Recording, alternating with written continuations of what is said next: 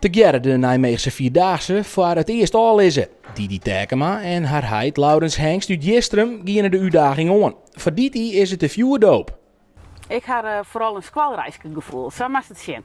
Ja, er zijn verschillende manieren van zenuwachtig wezen. De tandarts, dat is een net leuke manier van zenuwachtig wezen, maar het gevoel dat een squalreisgevoel of als het op vakantie gaat, dan had er zin in. Dus ik weet net hoe het sliepen vannacht gaat. Maar wel een leuke, gezonde spanning. Ik ben gewoon heel nieuwsgierig. Voor Heid Laurens is de Vierdaagse net hielendal nee. Hij roept hem 34 jaar voor het laatst als militair. Ja, ik denk dat we de oude tegels weer omschuiven.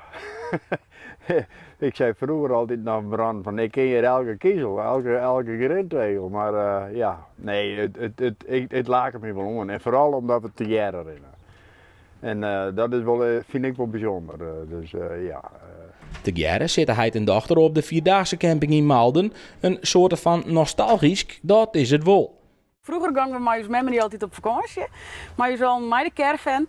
En dan gingen we moa's betiert, dan gingen we dan een boodschap op een fiets. En van de morgen hebben we ons op een fiets meld onder wedren. En vervolgens ben we dus weer een boodschap geweest. Toen zei ik dat je heid. Ik zei dus krekkers vroeger. Te Gerre in de caravan voort en te Gerre een boodschap. Ja.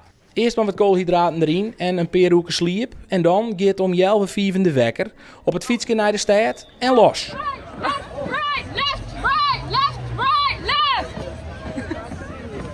Wat een feest! Nou, inderdaad. Alle volken nou al aan het aanmoedigen. Geweldig. Ja, hij heeft vandaag wat slipt. Ja, een beetje. Ik heb maar één eigen hier beslept. Maar iedereen riep. Ja, hoor, ik ook niks in. Zie je naar uit? Ja, nou ja, eindelijk beginnen. Want dat weet ik wel ontzettend. Goeie reis! Hoi!